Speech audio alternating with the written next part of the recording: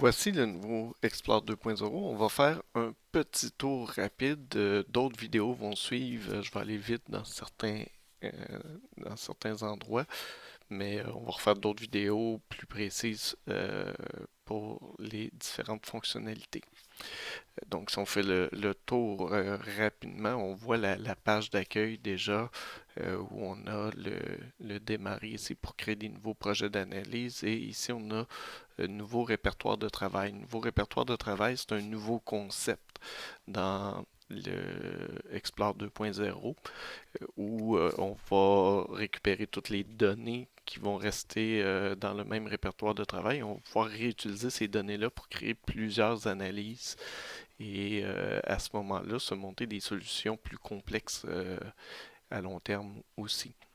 Euh, euh, tout de suite en bas, on a l'importation de données.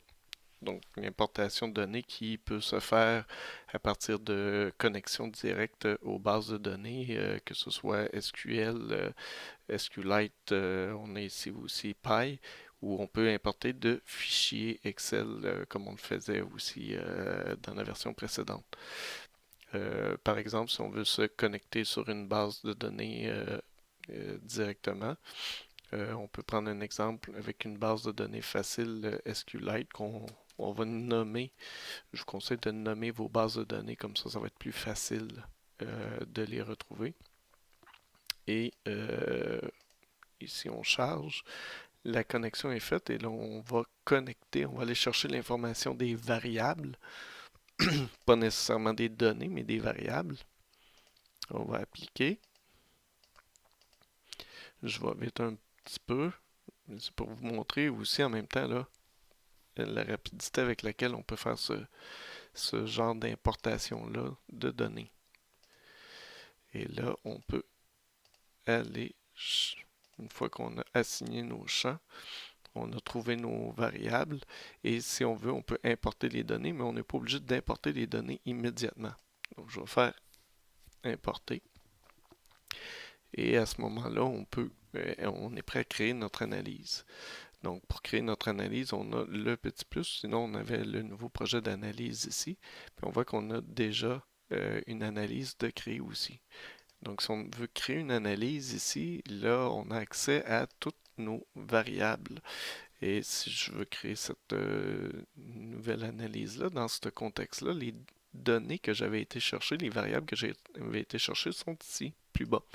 Donc, ils font partie de deux sources de données différentes qui sont disponibles. Donc, pour aller chercher ces données-là, je vais faire à partir d'une source de données et ma source de données, je l'avais appelée Simul. Donc, je fais lancer la recherche et j'ai accès à ce moment-là à mes données. Euh, Par contre, pour faire mon analyse, là présentement, j'ai pas de données, mais je peux choisir à ce moment-là la plage au moment où je fais mon analyse, la plage de données que je veux aller récupérer. Et une fois que j'ai mis les dates, je peux importer les données de la source. Et à ce moment-là, Explore va aller chercher les données. Comme ça, je n'ai pas trop ou pas assez de données.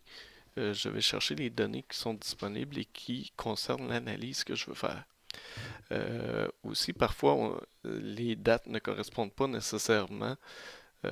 Par exemple, lorsqu'on charge un fichier Excel, on peut importer toutes les données, mais on peut aussi réajuster l'intervalle de temps selon les données qui sont disponibles avec le petit bouton ici et de choisir à ce moment-là le type d'intervalle de temps qu'on veut avoir pour faire notre analyse. Et j'aurais pu combiner mes différentes sources aussi pour créer mon analyse. Donc à ce moment-là, ça devient très flexible pour créer nos analyses et très rapide.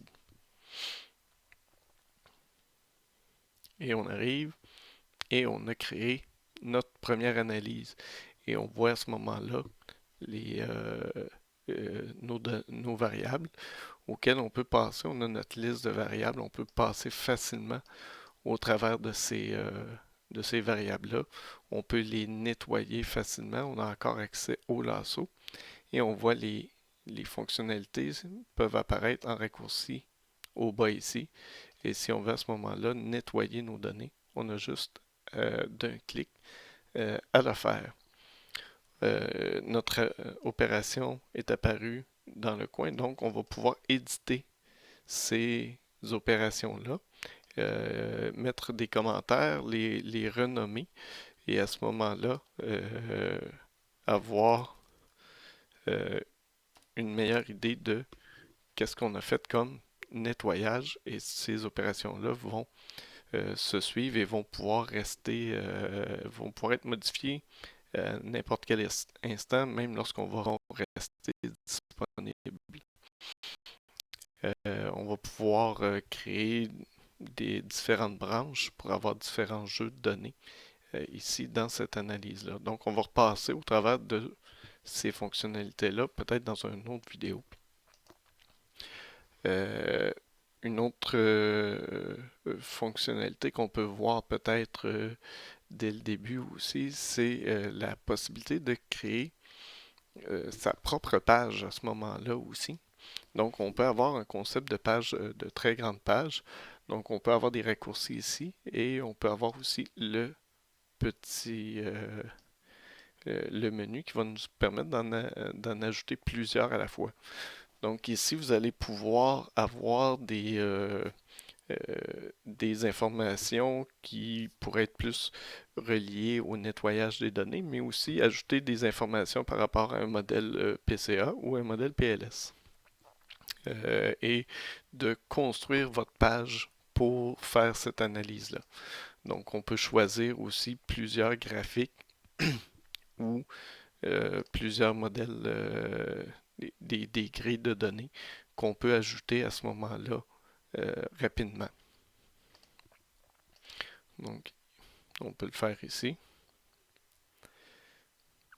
Et là, à ce moment-là, notre page va se charger avec les graphiques qu'on a choisis.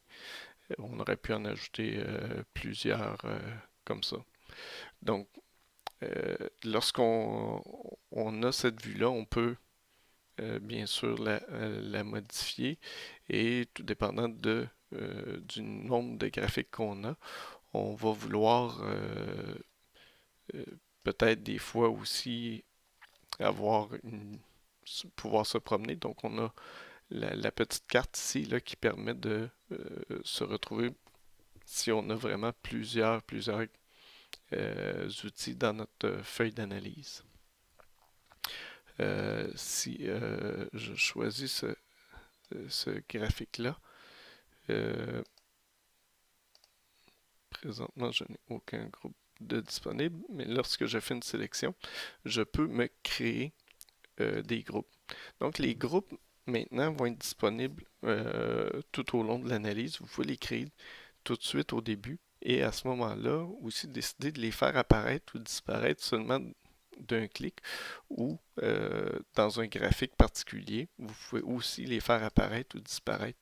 Donc ça devient très flexible et on sait que les groupes nous permettent vraiment de bien comparer lorsqu'on fait des modèles et et pour pouvoir comparer nos différentes situations. Donc une autre page qui peut être intéressante, c'est la page avec l'ensemble des variables.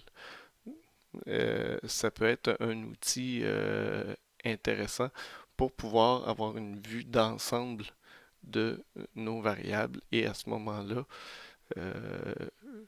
pouvoir faire des nettoyages. Ici, par exemple, si on voudrait, on pourrait activer aussi les groupes et à ce moment-là, on voit nos groupes sur l'ensemble des graphiques. Donc, il y a encore quand même beaucoup plus d'outils qu'on va passer au travers.